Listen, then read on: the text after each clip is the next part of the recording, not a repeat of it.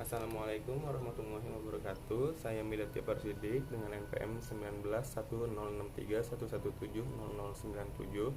Di sini untuk menyelesaikan proyek UAS mata kuliah Komunikasi Data dan Jaringan Komputer, saya membuat pembahasan yaitu yang pertama urutan kabel straight dan cross dan fungsi dari keduanya, konfigurasi routing perangkat jaringan komputer, instalasi jaringan komputer berbasis kabel dan nirkabel, jenis-jenis keamanan jaringan nirkabel, dan macam-macam sistem operasi jaringan.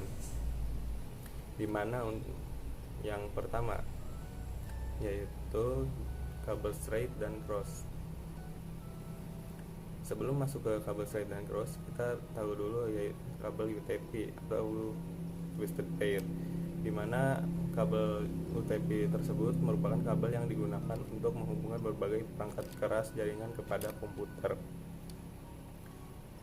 Kabel UTP sendiri memiliki beberapa warna, yaitu putih orange, putih biru, putih hijau, putih coklat, dan coklat.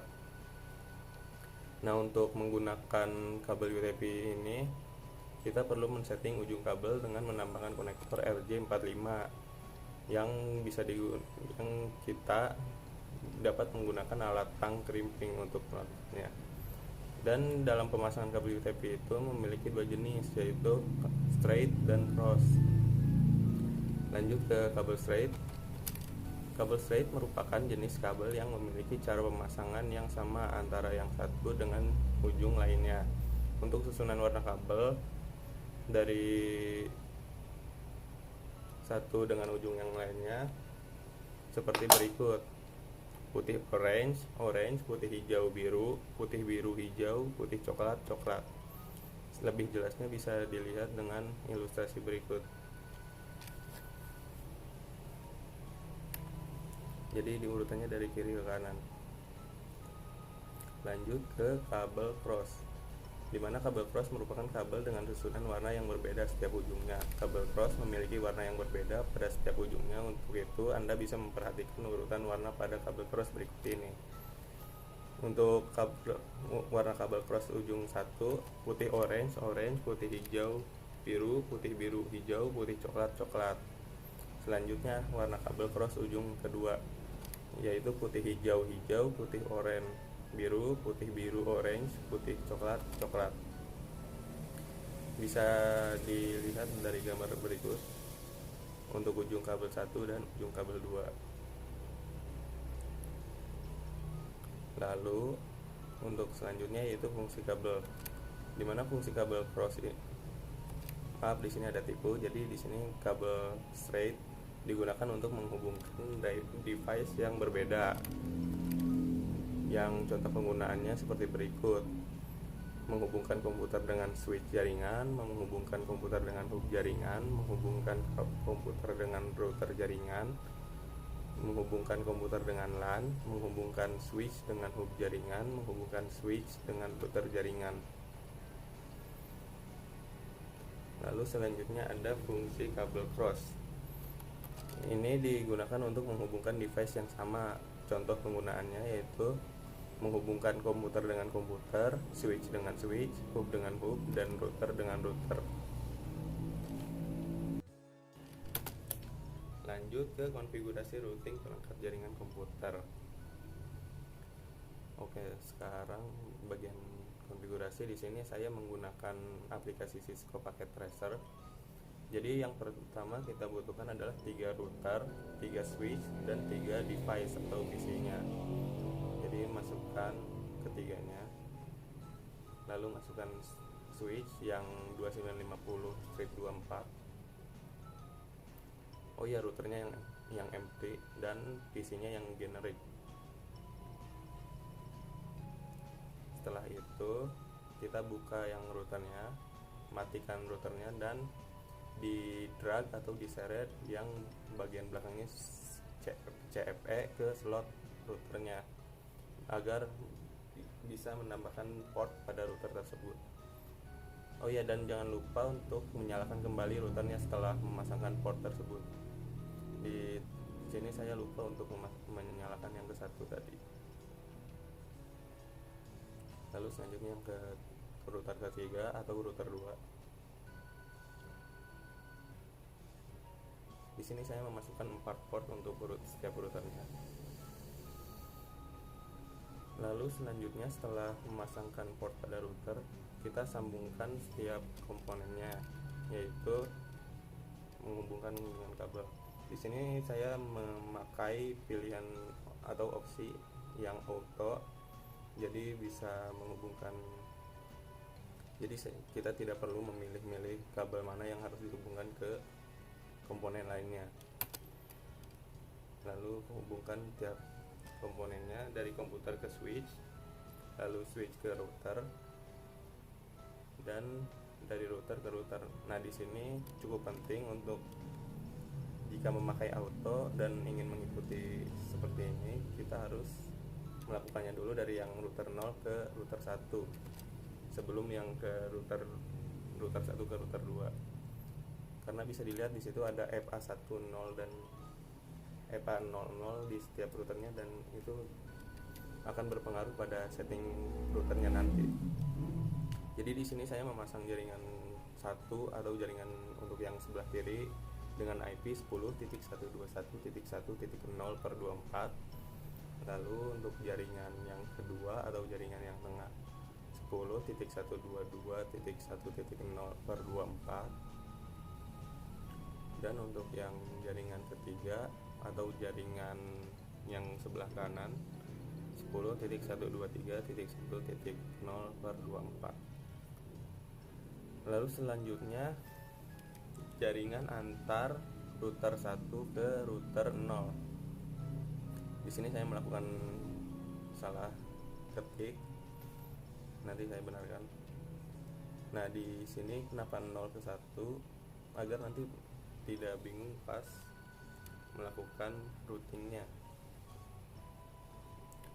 Jadi menggunakan IP 10.122.69.0/24.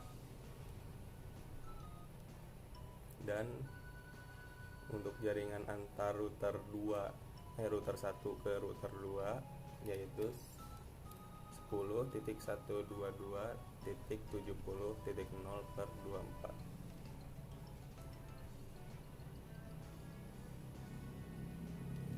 Nah, di sini. Oke.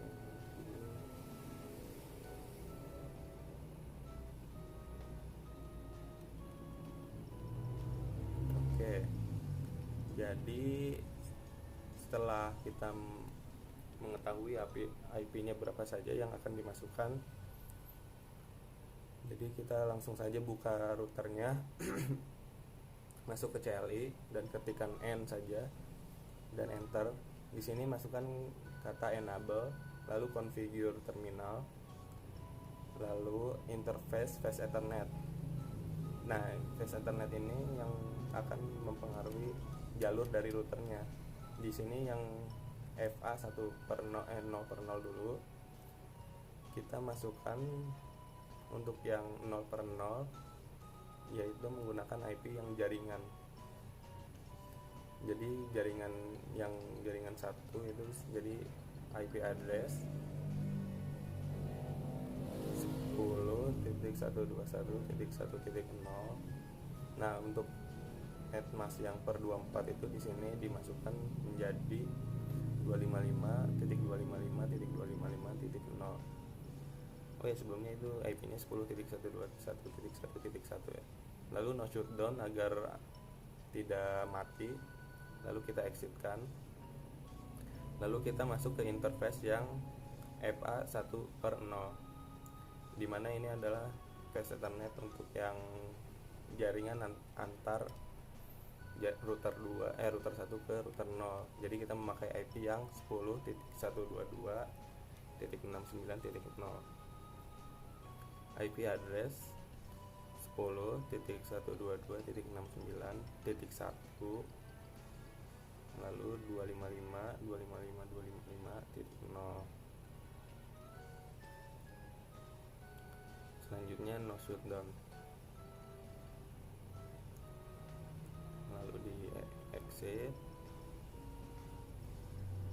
Lalu kita arahkan routingnya dengan IP route 0.0.0.0 dan 0.0.0.0. Ini karena kita meroute dari yang router 0 ya, jadi karena dari ujung, makanya jadi langsung di route ke 10.122.69.2 ya, yang dimana itu adalah FA1 per 0 nya untuk router 1. Lalu di sini N saja, kurang lebih sama seperti sebelumnya, hanya saja pada router yang tengah kita memiliki 3 phase Ethernet karena dia terhubung dengan 3 komponen. Lalu masuk ke interface phase Ethernet yang 0 per 0, dimana itu terhubung dengan jaring switchnya ya, yang jadi kita menggunakan jaringan 2 IP addressnya. Masukkan 10.122.1.0 per, maaf, jadi harusnya 255.255.255.0.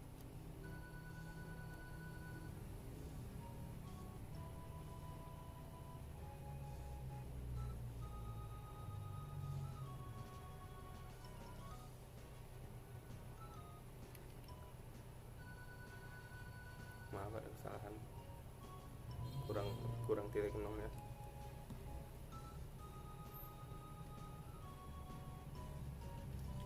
Lalu selanjutnya no shutdown seperti biasa, exit. Lalu kita masuk ke interface phase Ethernet 1 per 0, dimana ini merupakan phase Ethernet yang terhubung dengan phase Ethernet 1 per 0 nya router 0. Jadi kita memakai IP address yang 10.122.69. Nah di sini titik 2 karena yang titik 1 sudah dipakai di router sebelumnya. Lalu no shutdown, jangan lupa. Setelah itu exit. Lalu sekarang kita bisa masuk ke interface phase Ethernet yang ke 2 per 0, dimana ini merupakan port yang terhubung dengan router ketiga atau router 2 di sini namanya.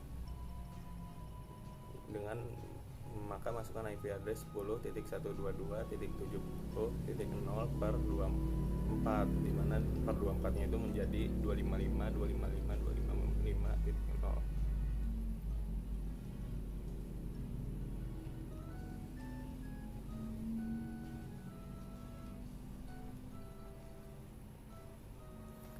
Terus no shutdown.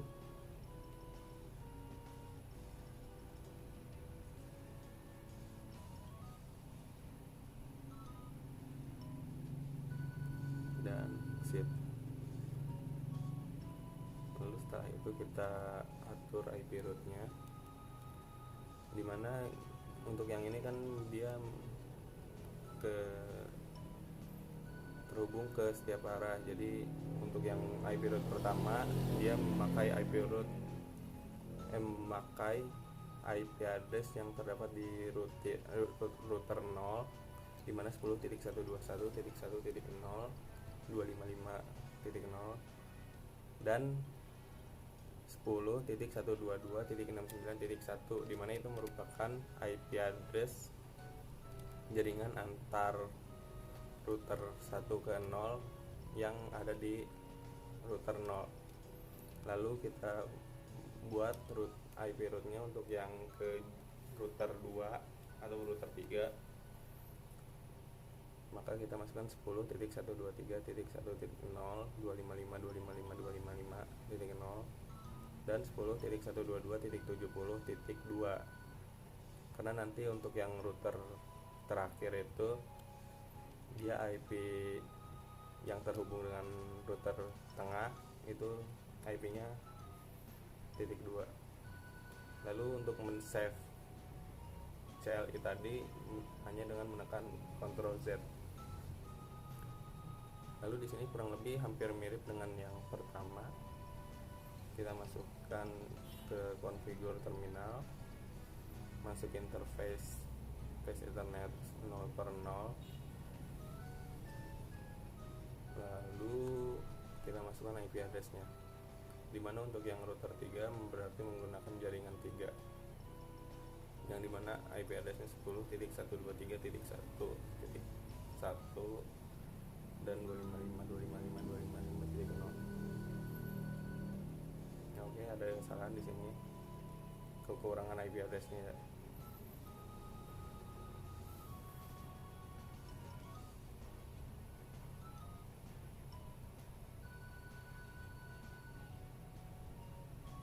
Lalu no shutdown.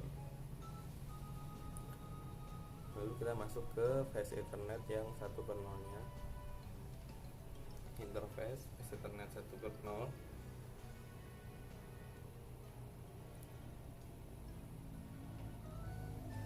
Di sini kita akan memasukkan IP address yang menghubungkan router tengah ke router kanan.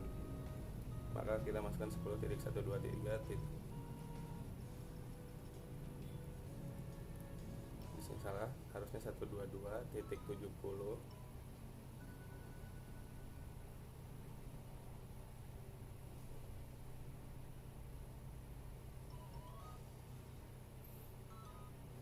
Ya.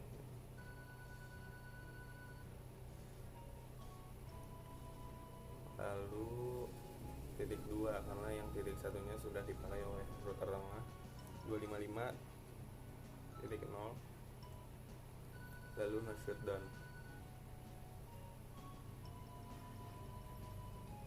Oke, selanjutnya exit dan kita buat IP root-nya, dimana sama seperti yang pertama, jadi 0.0.0.0.0, karena yang untuk yang kiri dan kanan itu dia berada di ujung. Lalu 10.122.70.1, dimana itu merupakan IP untuk yang router tengah.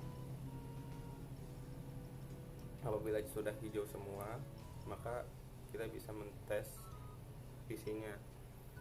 Dan sebelum mentes PC, kita harus memasukkan IP address ke setiap PC, dimana jaringan 1 menggunakan IP-nya sendiri.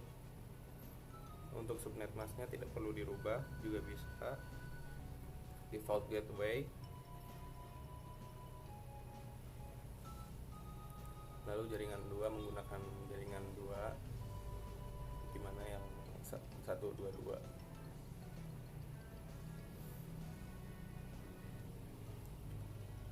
Oh ya, untuk yang 100-nya itu saya ambil angka acak aja.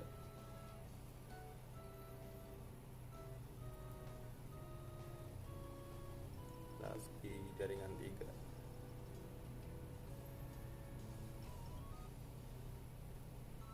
Dari 1.1. Oke, untuk mencek koneksinya kita bisa melakukan PDU yang merupakan ikon surat itu.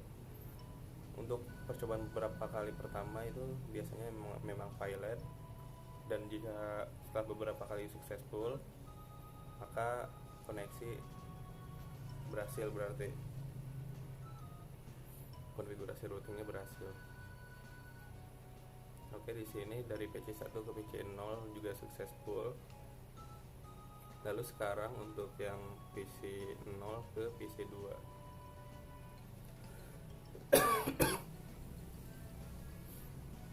Sudah successful, maka koneksi sudah selesai.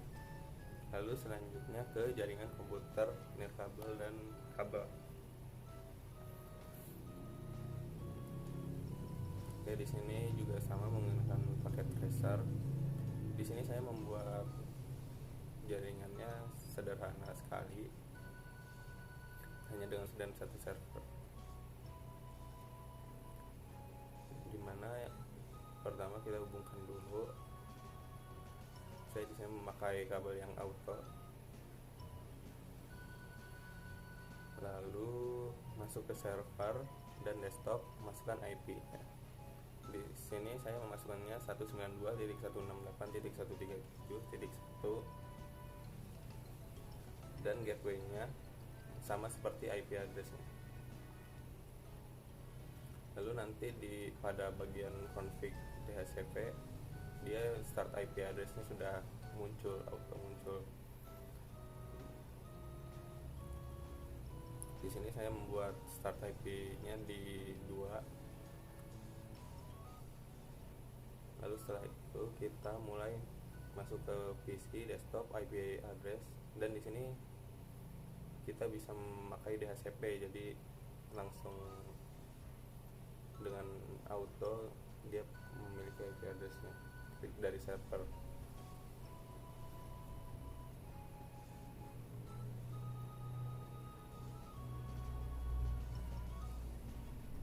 Lalu setelah ini kita bisa mentes koneksi dari PC tersebut dengan cara ping ke server atau ping ke komputer lain. Jadi untuk yang pertama saya meng-ping ke server dulu 192.1. Jika tampilannya seperti ini dan lossnya sama dengan 0, maka dia sudah terkoneksi.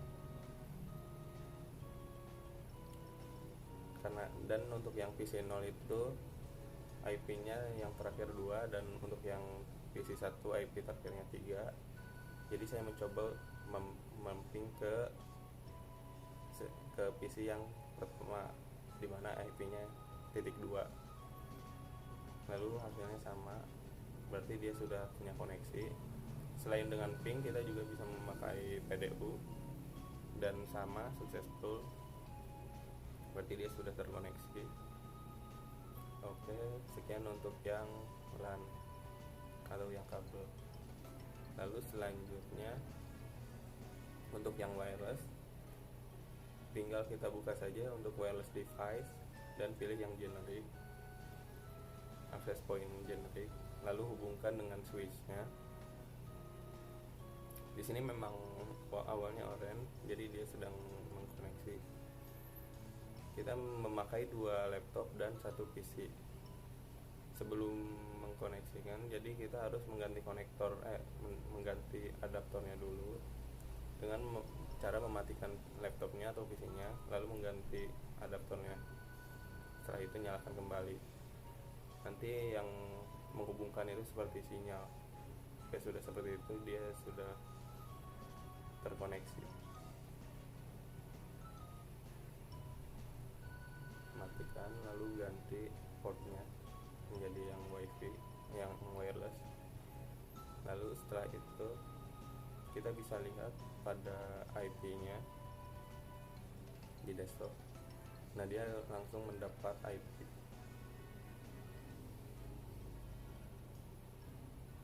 Setelah itu untuk uji cobanya kita bisa menggunakan PDU lagi dan masih successful. Lalu di sini saya mencoba memping dari yang wireless ke yang LAN, dimana untuk yang LAN-nya ke PC 1 atau PC yang sebelah kiri, IP-nya .2, dan hasilnya sama, berhasil. Jadi semua yang ini juga sudah terkoneksi. Oke, lanjut ke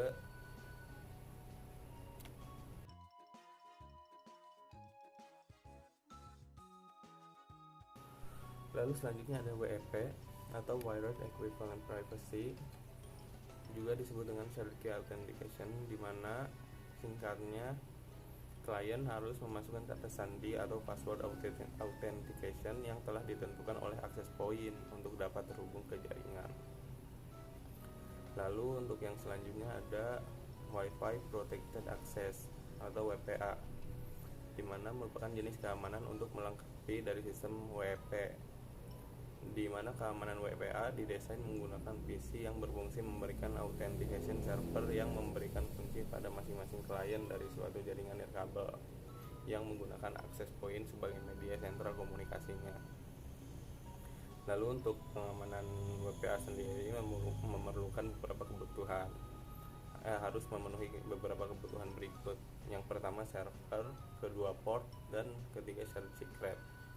Lalu selanjutnya ada WPA 2 atau Wi-Fi Protected Access 2, di mana merupakan protokol keamanan jaringan nirkabel pengganti WPA.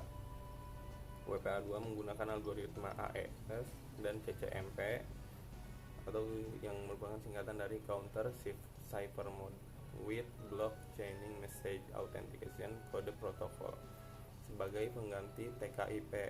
Oleh karena itu, WPA2 menjadi protokol paling aman dibandingkan WEP dan WPA. Lalu selanjutnya ada WPA PSK, di mana merupakan Wi-Fi Protected Access Pre-Share Key. Jadi pengamanan jaringan nirkabel terproteksi melalui password pre-share key, yaitu metode autentifikasi klien dengan password hingga 133 karakter melalui teknik enkripsi. Lalu yang kelima ada Wi-Fi Protected Access 2 Pre-Share Key, di mana merupakan sistem keamanan jaringan nirkabel atau wireless yang terbaru yang lebih baik dari WEP, WPA PSK, dan WPA2 PSK menggunakan dua jenis decryption, yaitu Advanced Encryption Standard atau AES dan Temporal Key Integrity Protocol atau TKIP. Dan yang keenam yaitu MAC filter, di mana MAC address filtering ada dari MAC address. Semua perangkat jaringan mempunyai alamat MAC address, di mana cara kerjanya yaitu access point atau router menseleksi komputer atau perangkat mana yang dapat terhubung ke jaringan. Jadi tidak semua perangkat dapat terhubung ke jaringan WiFi. Lalu lanjut ke macam-macam sistem operasi jaringan. Lalu untuk macam-macam sistem operasi jaringan sendiri terdapat 4 jenis. Yang pertama Unix, yang memiliki ciri dengan multi-user dan multitasking operating system, dibuat di Bell Laboratories awal tahun 1970-an. Lalu tidak user friendly, dapat menangani pemrosesan yang besar sekaligus menyediakan layanan internet seperti web server, FTP server, terminal emulation, akses database, dan network file system, yang mengizinkan klien dengan sistem operasi yang berbeda untuk mengakses file yang disimpan di komputer yang menggunakan sistem operasi Linux. Lalu trademark dari Unix sekarang dipegang oleh The Open Group. Lalu selanjutnya ada Novell NetWare, di mana memiliki ciri yang dahulu digunakan sebagai LAN-based network operating system, dibuat oleh Novell Inc. Banyak digunakan pada awal sampai pertengahan tahun 1990-an dengan konsep pembagian disk space dan printer, lalu pengembangan yang pertama file sharing, layanan modul file, pencarian lokasi fisik dilakukan di server. Lalu ada caching, di mana mencaching file yang sedang aktif. Lalu ada Network Core Protocol atau NTP, lebih efektif, tidak perlu ada acknowledgement untuk setiap permintaan atau data yang dikirim. Lalu yang terakhir ada pelayanan selain file dan printer sharing seperti web, email, database, TCP atau IP, lalu IPX dan lain-lain. Selanjutnya ada OS per 2 dengan memiliki ciri-ciri yaitu 32 bit operating system yang dibuat IBM dan Microsoft, tapi sekarang dikelola oleh hanya IBM saja. Lalu mirip seperti Windows tetapi mempunyai fitur yang dimiliki oleh Linux dan Xenix. Pengguna akan dihentikan di akhir tahun 2006. Lalu IBM menggunakan Linux dan keluarga Windows.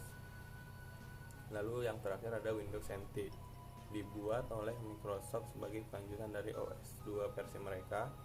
Versi dan keluarga Windows NT sendiri ada yang pertama Windows NT 3.51, Windows 2000 NT 5.0, Windows 2000 Professional Workstation Version, lalu Windows 2000 Server, Windows 2000 Advanced Server, Windows 2000 Data Center Server, Windows Server 2003, Windows XP.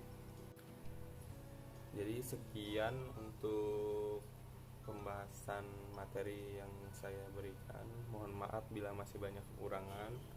Saya Midat Jafar Siddiq, undur diri. Terima kasih.